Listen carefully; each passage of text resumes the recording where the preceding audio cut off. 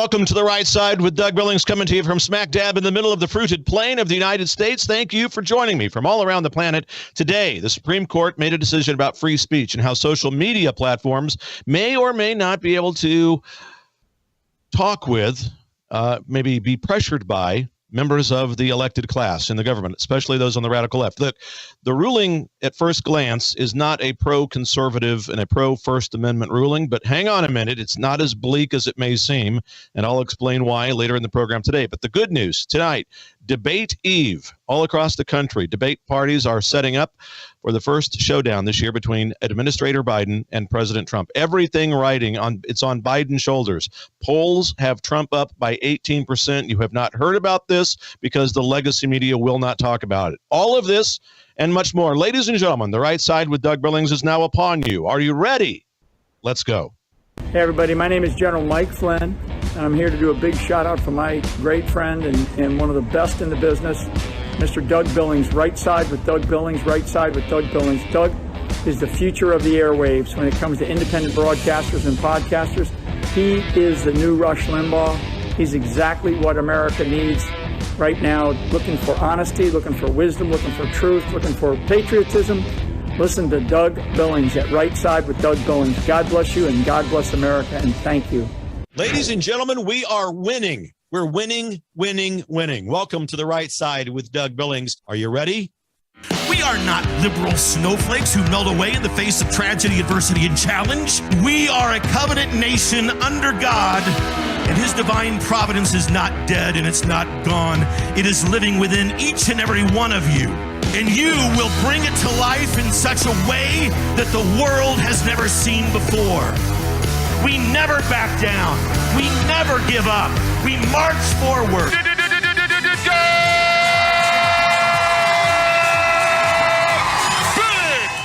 All right, ladies and gentlemen, doing what I was called by God to do, restore the divine providence of the Creator to the Republic. And with your help, standing shoulder to shoulder, we are doing just that. I need your help, though, over at DougBillings.us, the brand new website. DougBillings.us, click on that donate tab. Prayerfully consider making a monthly recurring donation to the program so that we can continue to bring it to you.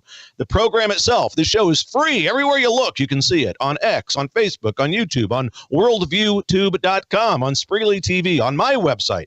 You can see it everywhere. Never going to charge you a dime for the program. So take a look at it. What do you feel is right? What is the show worth to you? What is the truth worth to you?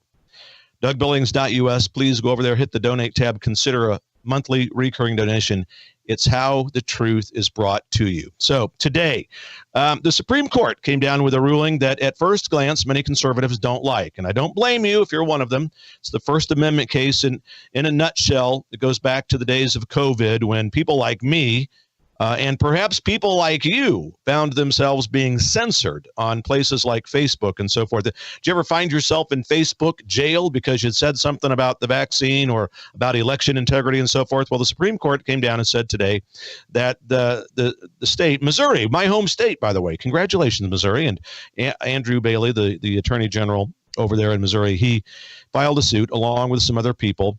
The Supreme Court didn't happen to agree entirely with Mr. Bailey. And hang on, it's not as bleak as it may seem. You may recall the accusations about and made against the government, working in cahoots with social media platforms to suppress the truth about certain topics. Even today, if we say certain topics or certain things about certain topics, like if I were to suggest to you that, once upon a time in the history of America, a certain presidential election might have been stolen, or that perhaps Big Pharma might have made a vaccine that was not exactly safe. If I were to start suggesting those things, there would be platforms out there that would censor me or cancel me outright. Believe me, it happened. So even today, you've still got to be a little careful, which is not right, and it's not as it should be. But during the pandemic, the COVID nonsense and everything that was going on, the government was accused of putting pressure on these social media platforms to suppress certain people's opinions, certain pieces of news, and so forth about all of that stuff, and others as well. So unless we agreed with the federal government and with Big Pharma and with the experts, the Dr. Fauci's and Dr. Birx and all of the rest of of that crew, right? If we dared, the Surgeon General of the United States under Obama, under Biden, et cetera, if we dared to disagree, we would face censorship or dismissal, cancellation from those platforms. So if we disagreed with their guidance, if we disagreed with their advice, if we disagreed with whatever their definition of truth was, we would be silenced. Whether or not we thought the masks were effective, whether or not we were in favor of any vaccines, any at all, we may well find ourselves not only in just their social media jail cells, but we would be canceled. We would be off of their platforms. For people like me who make a living doing this, it's important that we're not canceled. And so that's a lot of what's inside that nutshell of this case that went forth, was decided, or at least the decision was released today. The High Court, throughout this entire challenge regarding the federal government's actions, with the accusations that the federal government colluded with certain social media companies, they were tough, and they were well defined in both of their opinions, both the majority opinion and the minority opinion. There was a 6-3 ruling today. So 2 Republican states and several individuals within those states had come forth to challenge this ability of social media platforms to silence us based on the collusion that perhaps the federal government had engaged. In other words, was the federal government putting pressure on or coercing the social media platforms to censor people like us? So the court said that the case lacked standing and that they could not show that they were directly harmed by the government's efforts to put pressure on or try to convince, if you will, social media platforms to not post certain pieces of information. So the plaintiffs had to show strong enough connection between law and action that would have justified their complaint, and they didn't apparently do that.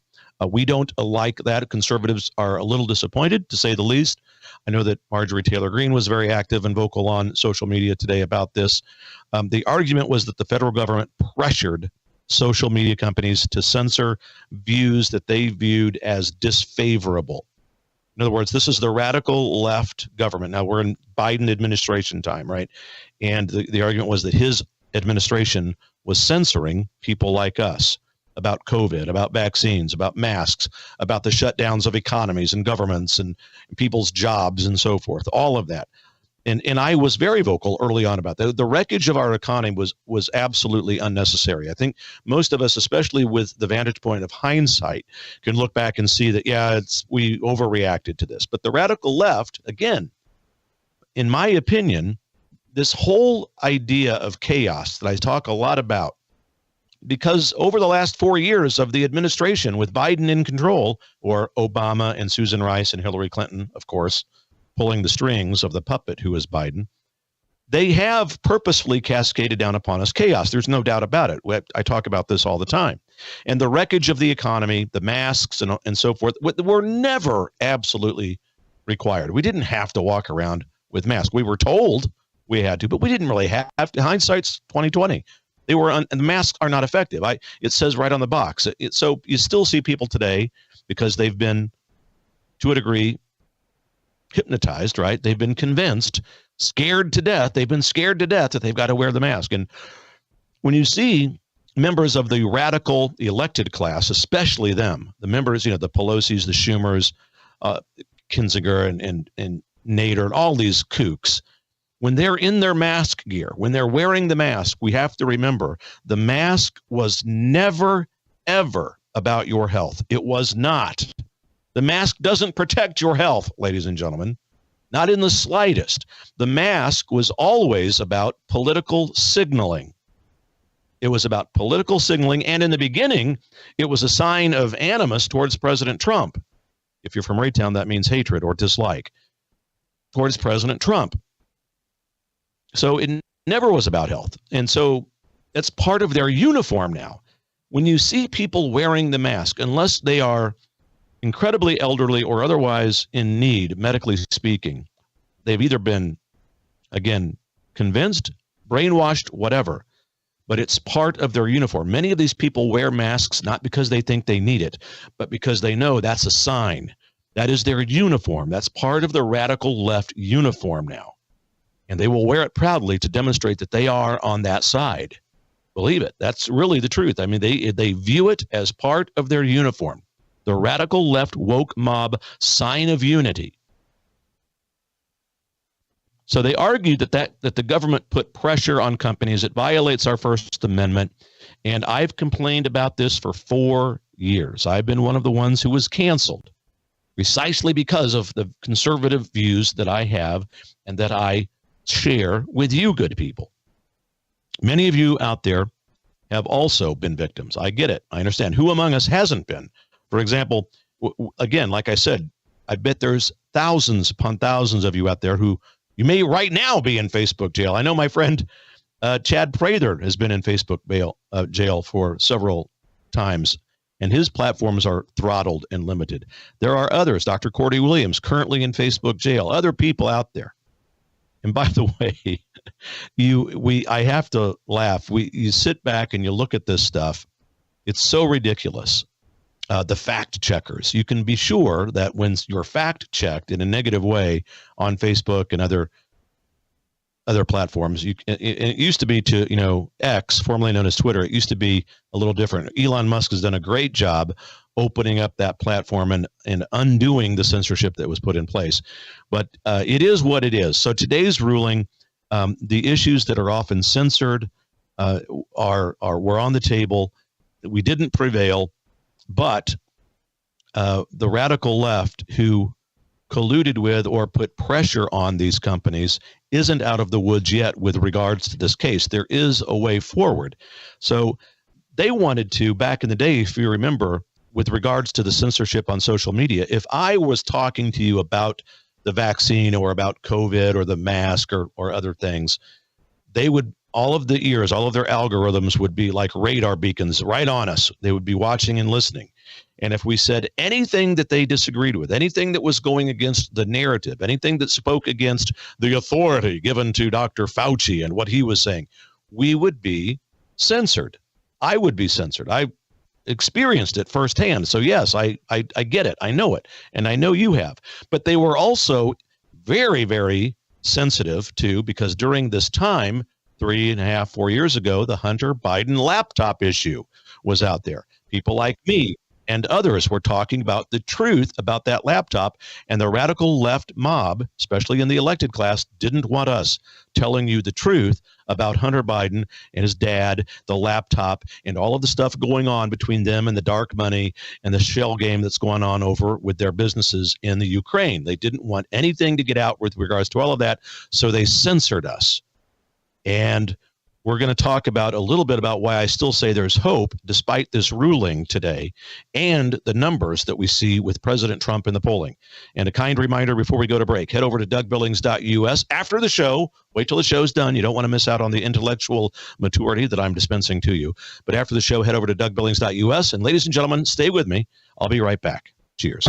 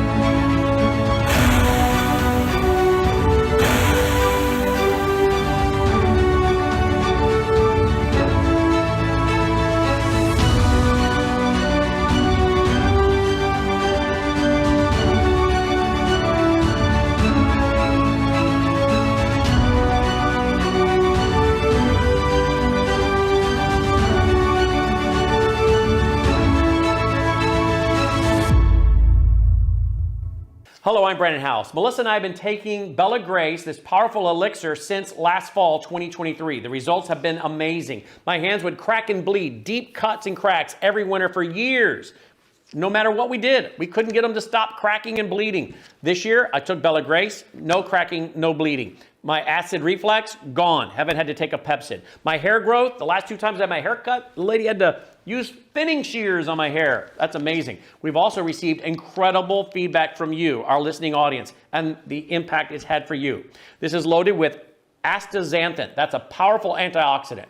Collagen, but top grade collagen. Studies show 95% of it is being absorbed in the body because of the way they develop it. Then we have something called cat's claw. That's an anti-inflammatory from a vine in Peru. It's the bark, and it's an anti-inflammatory. There are about 80 clinical trials on Bella Grace. Please get a subscription now and save.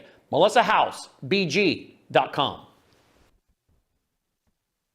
The Right Side with Doug Billings, coming to you from the fruited plains of America. Ladies and gentlemen, welcome back. And yes, the rumors are true. I do take a great amount of delight pointing out the intellectual immaturity of liberals everywhere, every chance I get. In fact, I enjoy it. And you're arming yourself here on the program and becoming part of the most intellectually mature audience in all of podcast land. Congratulations, ladies and gentlemen. So the radical left, Supreme Court's view, the left will say, the mob will say that removing posts from social media platforms helps us preserve the integrity of the truth. Well, whose truth? Whose truth and whose opinion are we trying to protect? You all know this. It makes perfect sense. They want only their opinion and their version of the truth to be put forward into the public square, and that includes social media networks and platforms. And I invite you to give me a call because we're going to be opening up the phone lines at any moment here, 901-316-8404, 901-316-8404. I would love to talk to you about this. We're going to get into some polling numbers that are showing Trump way, way up. And, of course, the debate tomorrow night as they prepare for this big night. So if the left looks at us and doesn't like us, we're fake news, we're misinformationists, we're fear-mongering, all of that. And the case, it's worth being aware of, I think, and you'll never find the truth anywhere else, but it's Murthy versus Missouri. You know that I was born and raised in Missouri. I still love the state. And the petitioner in the state, the secretary of the Attorney General, Andrew Bailey in Missouri, filed this along with some others. And it deals with, in part, Dr. Vivek Murthy, who was the United States Surgeon General. And so the state of Missouri, other states, and some other people sued the government for censorship because, according to the case, the government, in their opinion, put pressure on social media platforms to suppress certain content. So Dr. Murthy was concerned about the radical left talking points and mandates that he wanted to put forth, that the party wanted to put forth, and that he may be prevented from doing so if people like me or others were giving a counterpoint to all of their nonsense and, frankly, their BS. We were labeled as people who would put forth misinformation, and you've seen it. You can still see it on social media. Still today on Facebook and other media, social media platforms, you'll see, the screen, this was removed because fact checkers found it to be inaccurate, or you'll get community notes, which is actually better. X does a better job in giving good and fair community notes, notifications, and so forth. Facebook, not so much. But, what's another example? The Center for Disease Control, the CDC, they would flag social media posts that would say that what they were saying was misinformation. We couldn't criticize the CDC. We couldn't put forth our opinions. We couldn't put forth other doctors and their opinions. The FBI would say that the Cybersecurity and Infrastructure Security Agency, the CISA, another alphabet agency, that they worked in tandem with social media platforms. That's what they were doing. And they were looking through cyberspace at people like you and me, and watching what we were saying and what we were typing into the chat rooms and into the social media platforms and so forth. And we were labeled as people who would put forth misinformation. Long, long, long story, but I know that it resonates with you. The lower courts, the district courts throughout the republic, actually blocked the federal government's efforts to communicate with social media platforms. And they did that in a correct and rightly manner. They were correct. The federal government, in my opinion, was colluding with social media platforms and telling them, don't let that Billings put that stuff out there. He's a threat to our democracy. Doug Billings, threat to democracy. And everybody who listens to him, let's make sure we flag their IP addresses and make sure that we can track them as well, because they're a threat to democracy as well. Never mind that we don't live in a democracy. We are a republic, but the radical left never says that. It's the root word of the word Republican. They don't want to say it. So the Supreme Court, do I digress? Probably so. The Supreme Court initially halted that injunction against the government. It was issued by a federal district court. And then later they looked at it, and then they extended the block, put it back in place. And it was modified by the United States Court of Appeals in the Fifth Circuit. So it came down, at that point at least, in our favor. We liked that decision. I think it was the right decision. I think there was sound logic behind it. I think the circuit court got it right. And in that case, the circuit court said that the federal government may not, and I'm going to quote them here, the federal government may not coerce or significantly encourage social media companies to remove, to delete, to suppress, or to reduce, including through altering their algorithms, or through posted social media content containing protected free speech. The federal government cannot engage or put pressure on social media platforms to do that, to censor us. Okay. So during the course of those arguments back in those days, there was a profound amount of logical cases made against the government, and they were intellectually mature arguments made against the government. They claimed that the government censorship has no place in our democracy, our republic. The only thing that would have made it, I think, a little bit better was that if we were identifying who had standing, because that seems like that's always where we fall short. Who has standing? And in other words, people who have standing have to demonstrate they were harmed by whatever they're claiming, right? In this case, we would have to prove that we were harmed by the government's coercion and pressure on social media platforms to restrict free speech. Okay. And then there were other statements that were in our favor. And I'm quoting here. Evidence was presented that there was an unrelenting pressure by the federal government to coerce social media platforms to suppress the free speech of millions of Americans.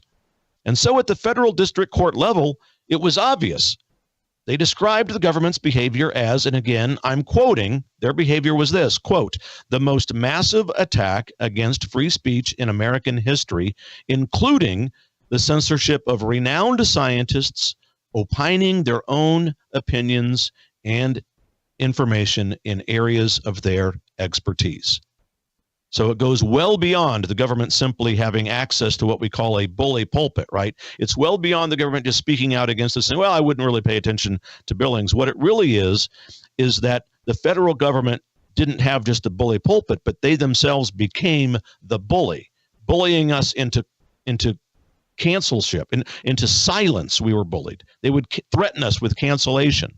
It happened again, and it said that they would issue threats to suppress speech, but entitled to speak for itself by informing, persuading, or criticizing private speakers. So they would suppress people who wanted to speak freely using their own experience, their own expertise, their own education. It didn't seem more clear. It couldn't seem more clear that this would land in our court. But I can tell you that the government and social media platforms did much more than just inform people that people like me and good people like you were somehow misinformed. They did much more than that. They outright canceled us. And that's the problem. It's one thing to have a civil discourse of disagreement online, a point counterpoint kind of. That's fine. We welcome that. That's what we want. But to just cancel us is the issue at hand here. And so there was evidence and information given that was presented that didn't align with their state-approved guidelines, and so we were canceled. And you all know this. So the government made a case, and they focused on the words persuasion versus coercion. And the court found that it was okay for the government to persuade social media platforms not to put up certain information or to cancel it altogether, but they couldn't coerce. So that's what it came down to in today's ruling. And they prevailed, the other side did, they prevailed upon the Supreme Court that what the government was doing was engaging in legal persuasive discussions about what content should be allowed rather than illegal coercion or threats of what may happen if you put that information up. So in simple terms, the majority opinion in the court held that the White House officials, Dr. Murthy and the FBI, quote, likely both coerced and significantly encouraged the platforms to moderate content. But the court also found that while the CDC and the CISA agency encouraged those platforms to take action, they didn't threaten or coerce them. So they may have said, hey, buddy, take it down. You know, you and I, we have like-minded opinions and so forth. Take that down. Don't let that Billings guy put that information up. And so that's what the court said. The majority felt as if the federal government may have played a small role in the moderation of the content that's up there, but they didn't make threats, and they made decisions based on their own independent incentives and exercised their own judgment as companies. And therein lies the good news for us. Even though the ruling didn't go our way, the long and short of it is the Supreme Court majority ruled that the ownership of these companies can make decisions about what kind of content they allow on their platforms. And that, in my opinion, is okay. Remember, we're the party that wants business owners to be able to do what they want to do without being pressured, censored, or otherwise coerced by the government. So, yes, Facebook is a liberally owned and operated company. Of course, they're not going to like necessarily what you and I say. Fine. That is okay with me. I get it. I want companies to have that freedom. If I don't want to do business on Facebook, that's my choice. In the line of work that I'm in, it behooves me to be on Facebook. I don't think we should be so upset. I think when the dust settles, we want companies to be in charge of their own decisions, even if the decisions are those that we may disagree with. If I owned a social media platform and I wanted to exclude certain content, you better believe that I would. And I wouldn't want the Supreme Court or any other government agency, not that the Supreme Court is a government agency, but I wouldn't want any other group to tell me what I could or couldn't allow on my social media platform if, in fact, I owned one. So what does it mean? It means that we conservatives have a lot of what I call determined patriotism. We have a lot of work to do, and that work of patriotism has to be determined. We have to be determined in our way forward, okay? That is, we have a lot of hard work. We have to build up and gain and dominate our right to free speech by virtue of establishing ourselves, companies, supporting groups, networks, and so forth, winning local elections. It all ties in. We have to build up the conservative mindset and the majority to get our opinion out there. Now, it's going to take time. It's not going to take forever, but it's going to take some time, and that's where we're at. At the end of the day, I agree with the dissenting opinions in this case, and I'll get to that after we take a break. I do want to remind you, as I always do, you can get access to me and other things that I put forth at dougbillings.us. There's a shop over there. I especially want you to check out the donate tab at dougbillings.us. I continually depend on you to need and want your support. We are in this together. We're shoulder to shoulder. I'm bringing you stories and truth and information that legacy media will not tell you. Wait till we come back from the break. Wait until I tell you where Trump is in the polls as opposed to Biden. On the eve of the debate, wait until you hear it. You will not hear it from any other source in the legacy media. I can tell you that. I'll be right back after this break, ladies and gentlemen. God bless you. Stay with me. Cheers.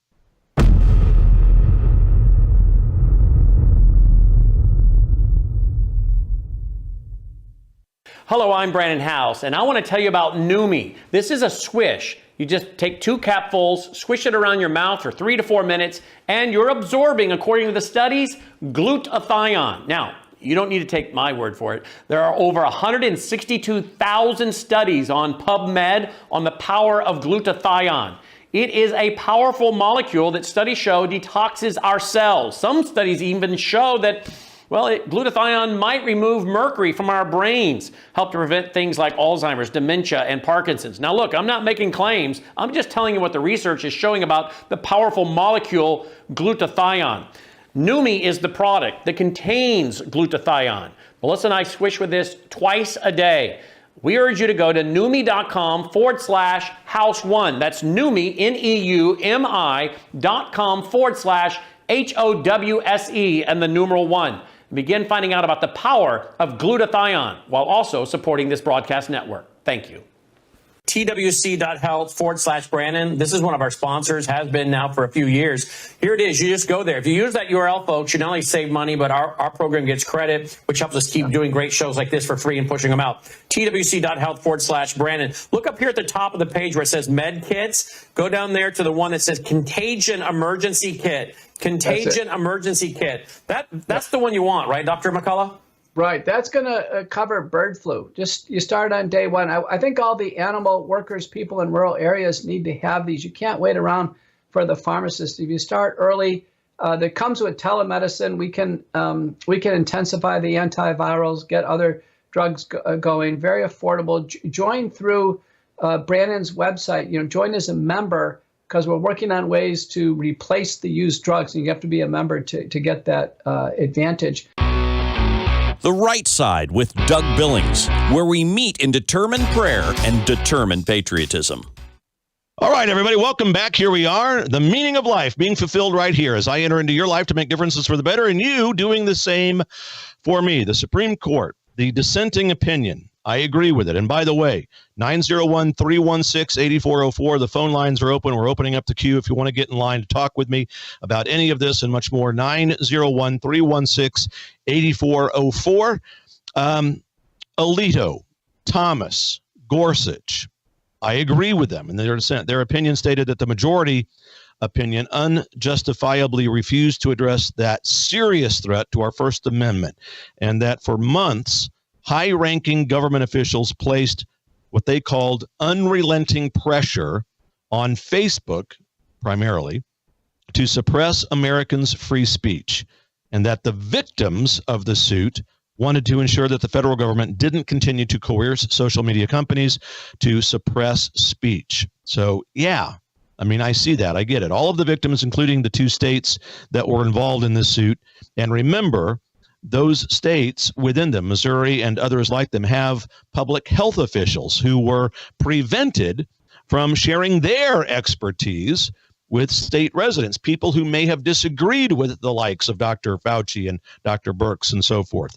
Or they were medical experts, they were distinguished professors of medicine, there was a news agency and a website, all sorts of agencies and people and professionals and experts that were suppressed in their ability to come forward. So the dissenting opinion came down with that statement. I agree with them. Justice Alito wrote the dissent.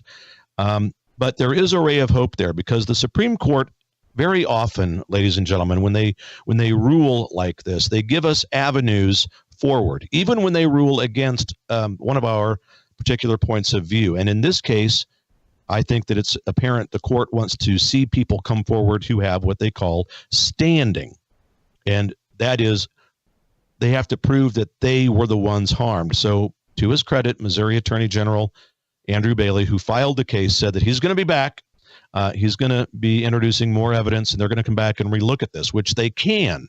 So the Supreme Court really kind of said, and they've done this before, all right, we don't like the way you guys approached and worded this argument, but if you were to reword it, and if you were to come back and have standing, and if you brought people that have standing and that you can prove to us that you do, in other words, bring people and issues with us, Mr. Bailey, District Attorney General of the state of Missouri, bring people who have standing, and then we may reconsider it. So there's still a ray of hope. It's not over yet. And Bailey, Mr. Bailey from Missouri, the Attorney General, has said that he's going to do everything he can to root out Joe Biden's censorship once and for all. So we will see.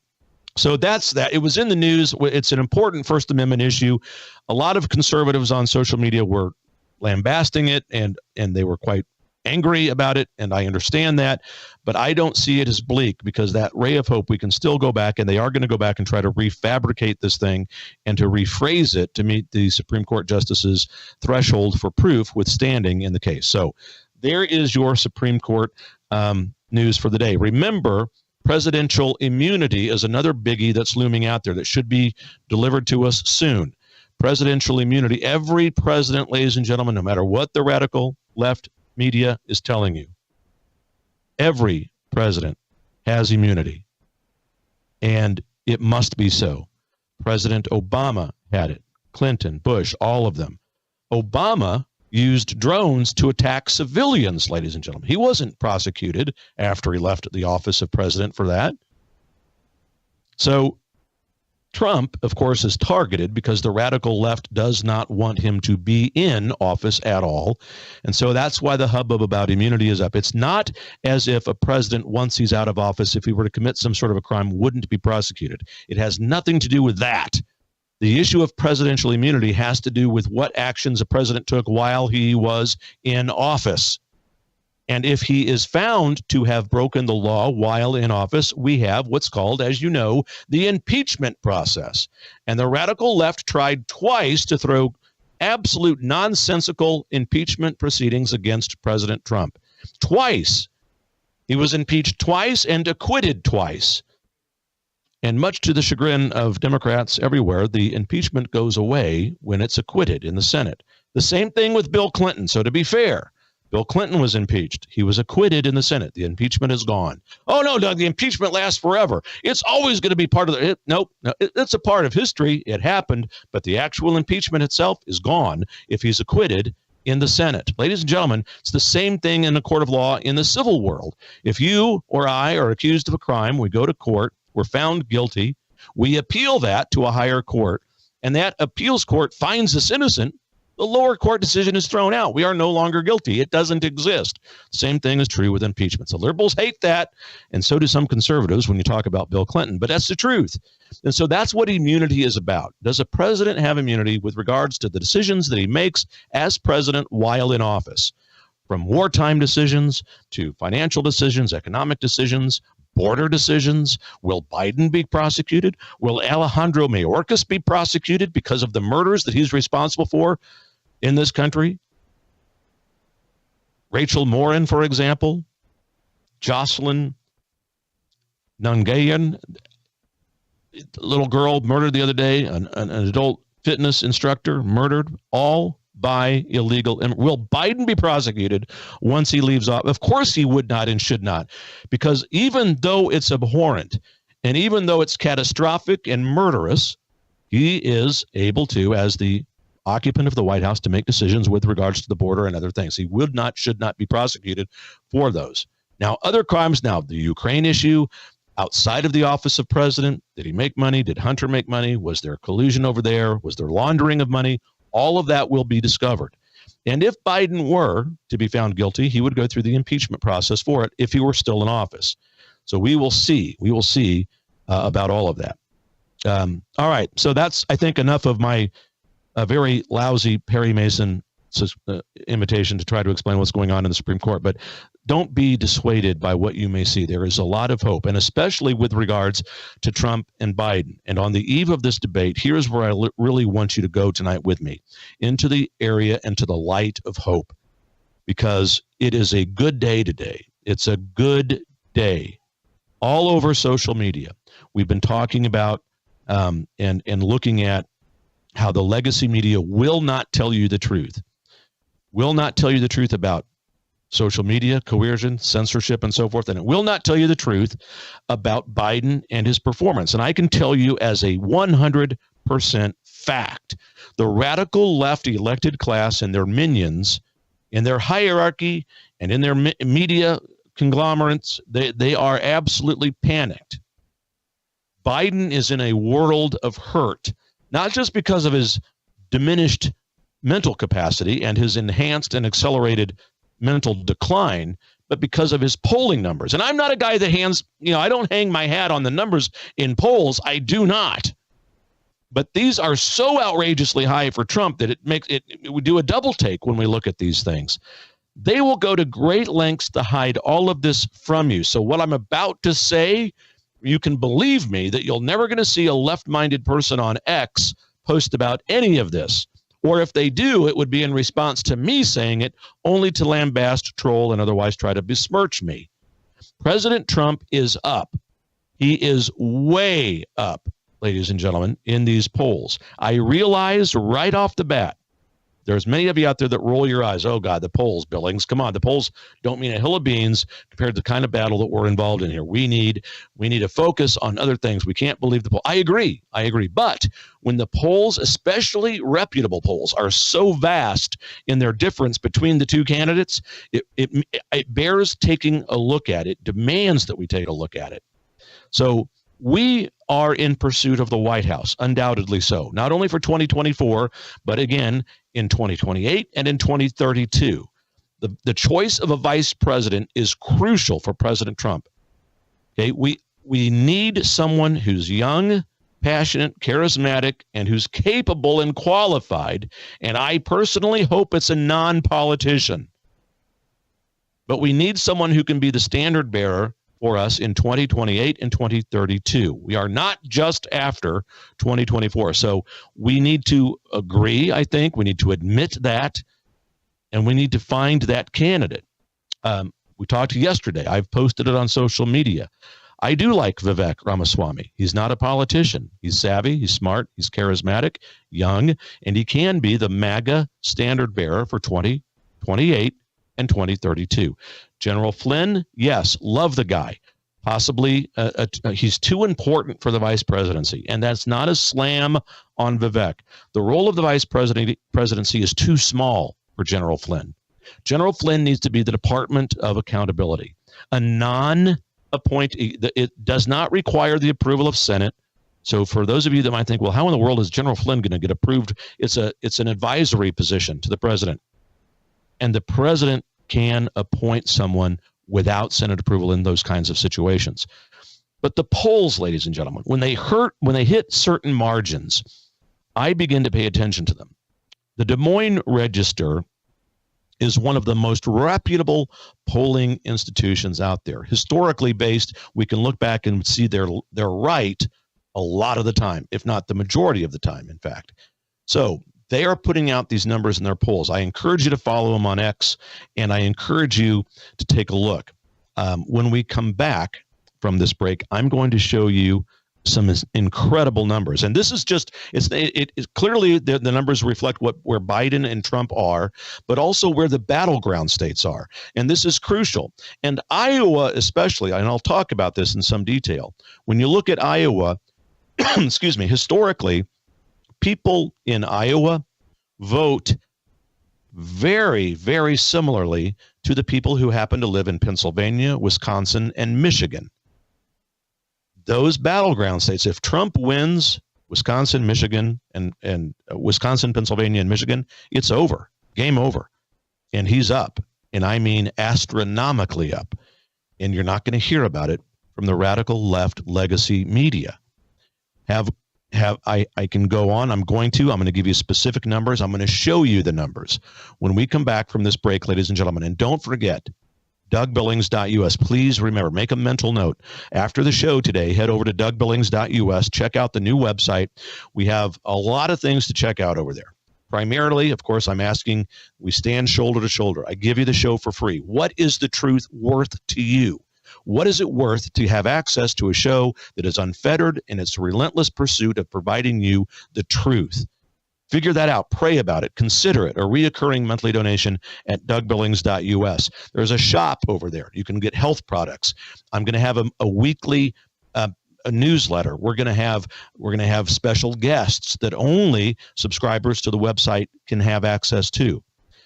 The show will always be free, but I do ask for your support to continue to bring it to you. I'll be right back after this break. Bless you. Cheers.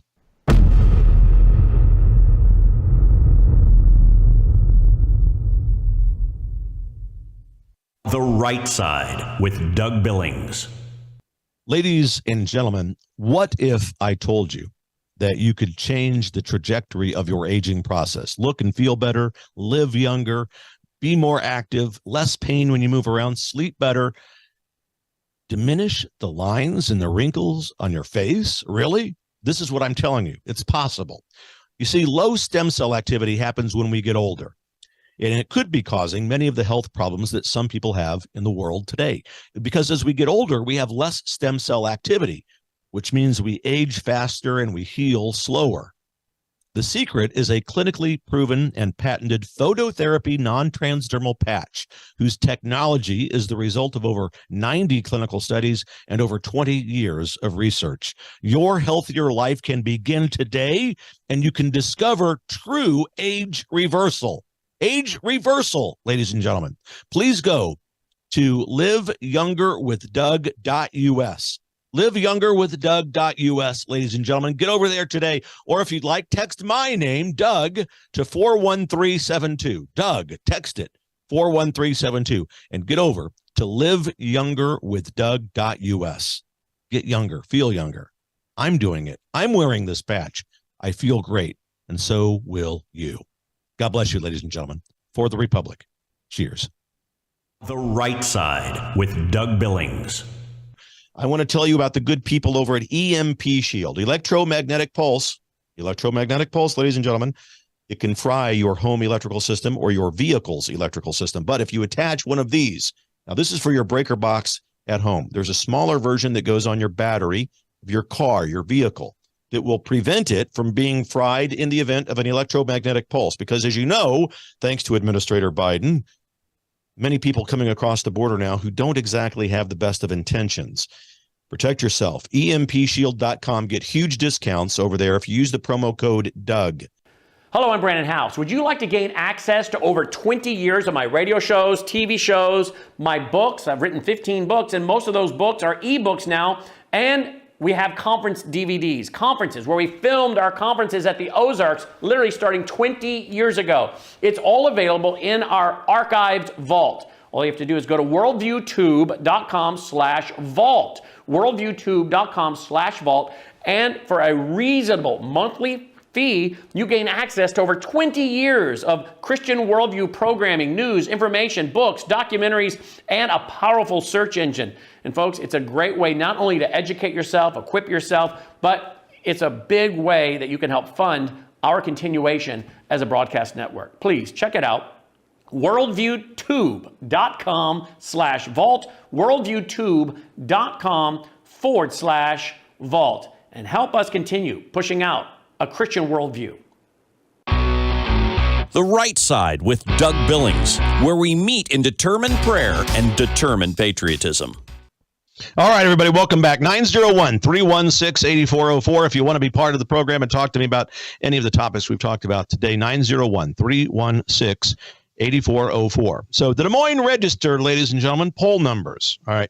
Huge numbers for President Trump. So huge that they can't be ignored. We don't hang our hat on them. We know that we still have to take action at our local level. We still need to be involved. We still need to make sure that we show up. But the Des Moines Register released a series of polls beginning last week that are indicating a huge trend upward for President Trump and a trend downward for Administrator Biden. I'm going to show you a series of screenshots from X and the account and the work done by the Des Moines Register as posted on X. First, take a look at this. President Trump forecasted, this indicates Trump has a 71% chance to Biden's 28% chance of winning the presidential election. Now, that is absolutely incredible. Back in May, Trump was at 55, Biden at 44%. So he's up, 18, 19 points, 16 points since May. And the Electoral College numbers there, 303 Trump, 235 Biden. Now, that's incredible. These are great numbers, but we don't become lackadaisical. That's not my point. We are not going to stop working, but you will not see these numbers in the mainstream legacy media. You simply will not. Back on May 11th, it was one number. Today, it's even higher. 16 points up since May, President Trump. Oh, and what has happened since May? Between May and today, what has happened? Something like maybe a kangaroo court and some convictions that are temporary, mind you. Not even that caused President Trump's numbers to tank. Nothing that they have done with lawfare has worked, and they are in panic mode, I can assure you. You only see snippets of this on the media. James Carville's out there. He's in panic mode. Bill Maher is now claiming they're going to lose. You know, they're in meltdown. Absolutely. And you can better be sure that across the country, Zoom calls and Skype calls and conference calls are being held among the hierarchical members of this Democratic coalition of immorality, the Communist Socialist, formerly known as Democrat Party. They're having meetings, and they are in abject panic mode. They see this. Now they're going to be coming out strong on social media. Trump's down, Biden's up. Don't believe it. They're going to come out strong, and they're going to say, because what they're, remember, their philosophy is if they say it often enough, you'll believe it. Here's the numbers. The Des Moines Registry has a track record of historically accurate polling. I am not at all suggesting that you stop doing what you're doing at the local level. Not one bit. Now, let's take a look. Battleground states. Okay, we're going to go through a list here. I'm going to read them with you. I want you to look at them. In Pennsylvania, Trump at 71%, Biden 29%. Wisconsin, 67%, Biden at 33%. Michigan, radical left communist socialist capital of the world, Michigan, Trump 62%, Biden 38%. And it continues. Arizona, Trump 72%, Biden 28%. Nevada, Trump 61%, Biden 39%, ladies and gentlemen. It is absolutely phenomenal news. It's not news that's going to make us take it easy. We're still going to go out there. You are still going to be involved at the local level. Election observers, paid observers and volunteers. We're going to make sure that we keep our eyes on these people. No more toilet break, water pipe breaks in the middle of the night and trucks with vans of ballots showing up while they shut the building down and we're escorted out. No more of that. We still do the work. We still work hard to get rid of electronic voting machines. We still work hard to ensure that paper ballots, which is the way the founders wanted it, is the norm, not electronic machines. We are going to work hard to make sure that we get back to election day, not election month. We'll always accommodate the military. We will always accommodate the disabled. Don't get me wrong. But we cannot tolerate election month. It's got to be election day. And again, if you hear the snowflakes out there, I know that advanced voting has become one of those entitlements that has created a lazy slave class. Oh, yeah, it's so convenient. I can just go vote early whenever. And we know that it doesn't work to our advantage. There's too many people out there that want to do nefarious things, who are not honest. Election day, if we show up in big numbers, it becomes too big to rig. That's the mantra, too big to rig.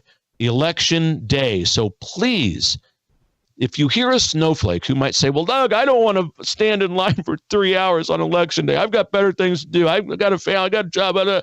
Okay, I hear you. That's a snowflake. 3 hours in line, really? When we think about it, as patriots, as conservative Americans, when we think about what the founders went through, the 56 men who signed our Declaration of Independence lost everything, including the lives of their wives and children, their property, everything. They themselves were thrown in jail and killed and died, in many cases, wiped out financially.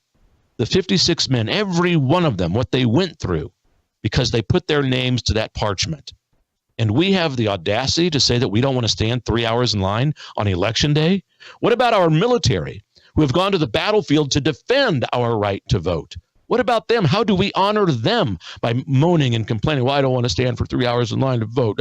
Or I'm not going to vote at all because I don't believe that the system is fair. Or I just don't believe that I don't feel like I want to.